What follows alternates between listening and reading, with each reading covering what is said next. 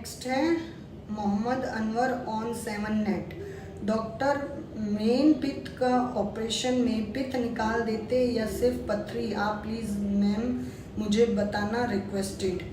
तो अनवर जी, पित्त ही निकाला जाता है, गॉल ब्लैडर को ही बोला जाता है पित्त की थैली, तो ये पूरा ही निकाला जाता है, इसमें अलग से स्टोन नहीं निकल सकता, इसलिए सीधा दूरबीन का ऑपरेशन करके पूरे गॉल ब्लैडर को ही रिमूव कर लेते हैं।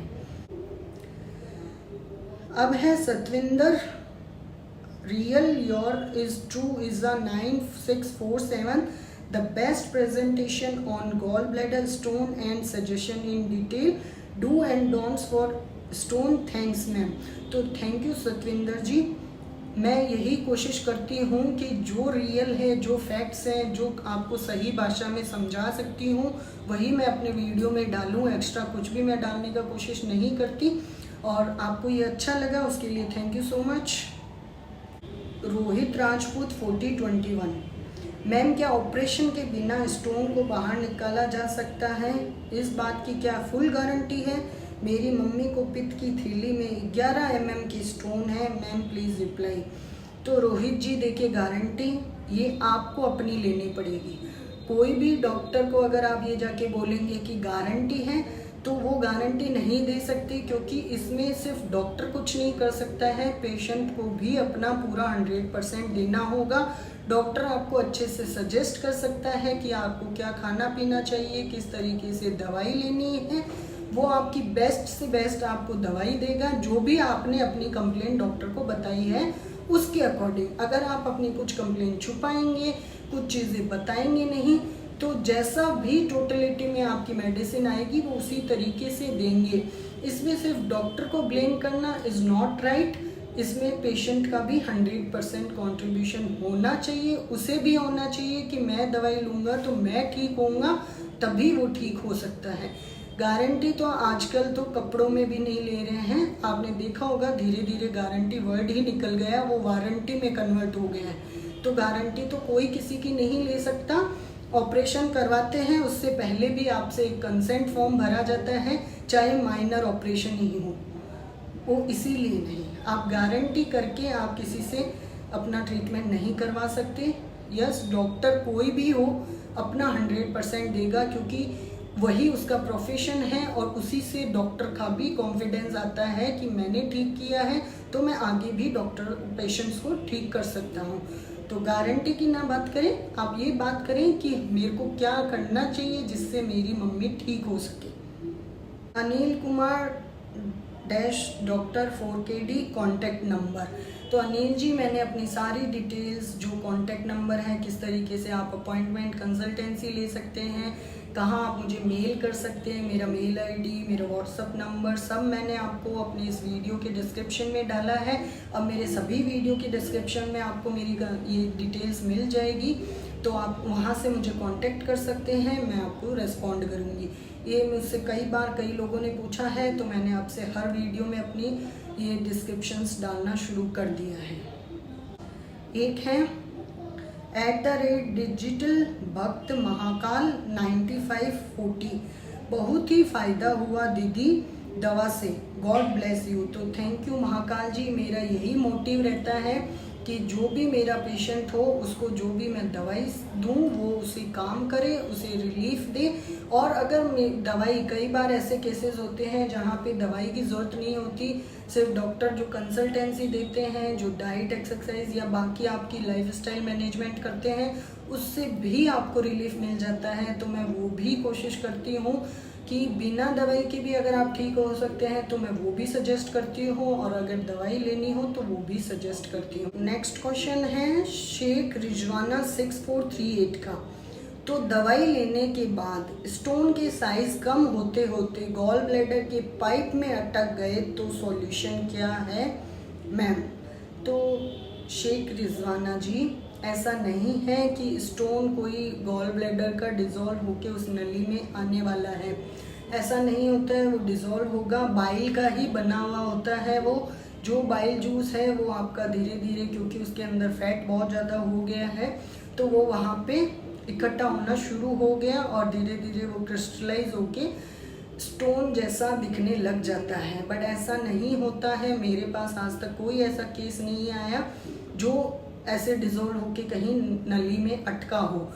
जो कॉमन बाइल डक्ट, इसको आप जो नली बोल रहे हैं उसे बोलते हैं कॉमन बाइल डक्ट, जो लीवर और गॉल ब्लैडर दोनों से जाके मिलेगी, उसमें जो स्टोन, कई बार ऐसा होता है कि जब बाइल निकल रहा है वहाँ से तो धीरे धीरे वहाँ पे भी डिपोजिशन होने लग जाता है, और जब वो स्टोन में कन्वर्ट हो जाएगा तो वो ज़रूर सीवियर पेन करता है, बट ऐसे चांसेस बहुत कम है कि डक्ट के अंदर ही स्टोन बन गया हो, ऐसा नहीं होता है। बट यस, अगर वो डक्ट के अंदर भी हो गया तो सेम वही चीज़ें आपको प्रॉब्लम करेगी, क्योंकि अब जो बाइल गॉल ब्लैडर में जितना था वो उतना नहीं आ पा रहा है, या फिर लीवर से भी बाइल अच्छे से सीक्रेट नहीं हो पा रहा है, तो सेम प्रॉब्लम्स आपको होने वाली हैं जो गॉल ब्लैडर स्टोन से होती है। @user EE2RU9FY6B, इनका ये है, पित्त की पथरी होने पर कौन कौन सी दाल और कौन कौन सी सब्जी का सेवन करें और कौन कौन से फलों के सेवन करें, इनका उपचार क्या है। तो यूज़र जी, दाल इसमें मैं अवॉइड करने को ही बोलती हूँ। क्यों? क्योंकि कहीं ना कहीं दाल है जो फैट की जैसा ही है, फैट का ही कॉन्स्टिट्यूशन रहता है उसमें, तो दाल को अवॉइड करें, क्योंकि दाल खाने से फैट डिपोजिशन वाली चीज़ें ज़्यादा क्रिटिकल हो सकती है, तो दाल नहीं खानी है। सब्जियों का सेवन कौन सा करना है? सारी ही ग्रीन लीफी वेजिटेबल्स आप खा सकते हैं, उसमें किसी तरीके की कोई दिक्कत नहीं आने वाली है। आप अच्छे से उन्हें धो करके आराम से खा सकते हैं, अच्छे से उसे पका करके। और कौन कौन से फलों का सेवन करें? फल आप खा सकते हैं, मोस्टली आप कोशिश करें उनका जूस ले लें, ताकि वो लिक्विड रहेगा तो दिक्कत नहीं करेगा। तो आप फल भी खा सकते हैं, बट वो फल आप अवॉइड करें जिस पे आपको पसंद ना हो, और अदरवाइज़ कोई भी फल और कोई भी सब्जी इसमें अवॉइड करने का ज़रूरत नहीं है। बस जो गैस कर सकती है, ये पोस्ट ऑपरेटिव में ज़रूर अगर आप मुझे पूछते तो मैं आपको बताती कि पोस्ट ऑपरेटिव यानी ऑपरेशन हो गया उसके बाद में आपको क्या ध्यान रखना है, ये मैं ज़रूर बताती। वो चीज़ें नहीं खानी है जिसमें बहुत ज़्यादा फैट हो, ऑयल हो, कोलेस्ट्रॉल हो, या फिर फ्राइड की गई हो। गॉल ब्लैडर स्टोन अगर आपको है तो क्या खाना है? मोस्टली लिक्विड की चीज़ें लेनी है, ऐसी चीज़ें लेनी है जिसमें फैट कम हो। ग्रीन लीफी वेजिटेबल्स आप ले सकते हैं, फल की आप खा सकते हैं, खाने से ज़्यादा अगर घर पे ही उनका जूस निकालना है। ऐसा नहीं है जो मार्केटेड ये रियल जूस वगैरह आते हैं, ऐसे मार्केटेड जूस नहीं, घर पे उन फलों का जूस निकाल के आप पीजिए, वो आपको ज़्यादा फ़ायदा करेगा, आपका स्टोन डिज़ोल्व होने में भी काफ़ी हेल्प करेगा। पानी आपको पीते रहना है। पानी तो मैं हमेशा ही बोलती हूँ कि 70% अपनी जो बॉडी है वो पानी से बनी है, तो पानी आपको पीते रहना है। मीरा यादव 6107, इनका है, मैम मेरी गॉल ब्लैडर में था पथरी, बट 5 ईयर बिफोर पता नहीं कैसे अटैक हुआ, ना जाने कहाँ से क्या हुआ कि ऑपरेशन हो गया और गॉल ब्लैडर आउट, और वो भी लीवर से चिपक गया था। कुछ ही घंटों में देखते देखते ऑपरेशन हो गया और पूरी लाइफ बिना गॉल ब्लैडर के जीने पड़ेगा। मेरा एक मेन पार्ट अलग कर दिया ये बोल के कि लीवर को अटैक कर रहा था। सो मैम अब क्या करूँ, प्लीज़ हेल्प मी, डाइट और कैसे क्या, प्लीज़ हेल्प मी। तो मीरा यादव जी, ये जो आपके साथ हुआ है तो इसके लिए तो सॉरी, क्योंकि पॉसिबल है कि आपका जो गॉल ब्लैडर है वो सिकुड़ गया हो। अब वो सिकुड़ गया ड्यू टू गॉल ब्लैडर जो स्टोन हो सकता है CBD में हो और बाइल उसमें गया नहीं और वो सिकुड़ गया है, जिसकी वजह से कहीं ना कहीं वो बड़ा बड़ा डेड हो रहा है। तो उन्होंने आपको कुछ ना कुछ इस तरीके से सजेस्ट किया है कि वो आपके लीवर से चिपक रहा है, समथिंग लाइक दैट। बट ये मैं अश्योर नहीं कर सकती। क्यों? क्योंकि मैंने आपकी रिपोर्ट्स नहीं देखी हैं। जब तक मैं रिपोर्ट्स नहीं देखूंगी इस पर मैं पूरा अच्छे से कंप्लेन अश्योरिटी के साथ इस पर कमेंट नहीं करूँगी। तो लेकिन जैसे आपने बोला है डाइट, तो डाइट में आप वो चीज़ें खाएं सब कुछ, कोई दिक्कत नहीं है, आप कुछ भी खा सकते हैं ऑपरेशन के बाद। ऐसा नहीं है कि आपका गॉल ब्लैडर चला गया तो अब आप खा नहीं सकते कुछ कुछ चीज़ें, सब चीज़ें खा सकते हैं बट एक सीमित मात्रा के अंदर और एक शेड्यूल के अंदर। थोड़ा रात के टाइम में कोशिश करें कि कम खाना खाएं और सुबह में आप जो आपकी फेवरेट चीज़ें हैं वो खाएं, क्योंकि सुबह जब हम खाते हैं उसके बाद हम कई चीज़ें करते हैं जिससे वो हमारा मेटाबोलाइज्ड हो जाएगा। बट रात के टाइम में हमारी एक्टिविटीज़ कम होती है, हम खाना खाने के बाद घूमना भी कम प्रेफर करते हैं, टीवी देख के सोते हैं, क्योंकि बॉडी एक्टिविटी नहीं करती रात को इतनी ज़्यादा, तो खाना भी अच्छे से नहीं पचता है और वो हमें कंप्लेंट कर सकता है। तो खाएं सब कुछ बट रात के समय थोड़ा कम खाएं और ऐसा खाएं जो इजीली हमारी बॉडी पचा सके।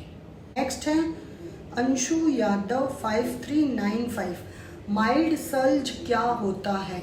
माइल्ड सल्ज यानी कि थोड़ा सा हम बोल सकते हैं कूड़ा टाइप, यानी गंदगी। आपकी गॉल ब्लैडर में अगर ये लिखा आता है यूएसजी के अंदर कि mild sludge in gall bladder stone, it's mean आपके वहाँ पे धीरे धीरे गंदगी इकट्ठा होनी स्टार्ट हो गई है, फैट डिपोजिशन शुरू हो रहा है। ये इनिशियल पार्ट है ये स्टोन में कन्वर्ट होने का। तो जैसे ही ये आ गया है बहुत अच्छा है आपका, तो माइल्ड सल्ज के साथ ही आपको ये डिटेक्ट हो गया और शायद ये पेन से ही डिटेक्ट हुआ है। अब आप ये कोशिश करें कि ये स्टोन में कन्वर्ट ना हो, उसके लिए डाइट, एक्सरसाइज और अपना दवाई लें जिससे कि ये स्टोन में कन्वर्ट ना हो और आपका गॉल ब्लैडर रिमूव होने से बच जाए। थैंक यू सो मच, आपने जो ये मेरे वीडियो पे कमेंट किए, मैं आप सभी का थैंक यू करना चाहूँगी।